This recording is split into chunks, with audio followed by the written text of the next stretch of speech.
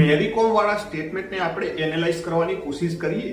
Sacrifice છે ને valued છે ખાલી વન વે તરફ. મેં બધું સેક્રિફાઈસ કરી નાખ્યું બોક્સિંગ માટે. આને એક હીરોની ફ્રેમ તરીકે જોવામાં આવે છે. એ પૈસા નહોતા કમાતો, એ મારા પૈસા ઉપર જીવતો હતો. આને એસ્થેટિક ફ્રેમ કરવામાં આવી. તો આમાં જ્યારે છોકરીએ બોક્સિંગ માટે સેક્રિફાઈસ કર્યું એ ગ્રેટનેસ, પણ પતિએ જ્યારે સેક્રિફાઈસ કર્યું તો તે કંઈ નથી. It is nothing. આને કહેવાય self serving bias. People credit themselves for success and externalise other contribution.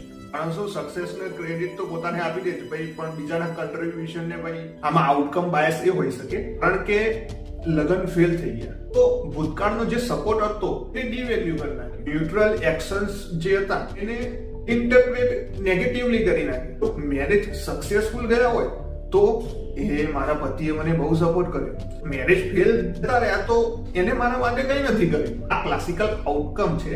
Judgement ઉપર બેઝડ છે. હાઈ સ્ટેટસ ઇન્ડિવિજ્યુઅલ્સ અનકોન્શિયસલી એઝ્યુમ એમનો પર્સપેક્ટિવ, એમનો વિચાર જે છે એ ઓબ્જેક્ટિવલી ટ્રુથ છે. સામેવાળાની સાઈડે એ જે ભાઈ બોલે છે ડિફેન્સિવ છે અને ઇમોશનલ છે. એના કારણે છોકરીના ઇમોશન્સ જસ્ટિફાઈડ કહેવાય, પતિના ઇમોશન્સ એક્સક્યુઝ કરે છે. This is status induce empathy game. Mary કોમે એમને ચેલેન્જ કર્યા, એને મારી મની લીધી છે તો પ્રૂવ ઇટ ને.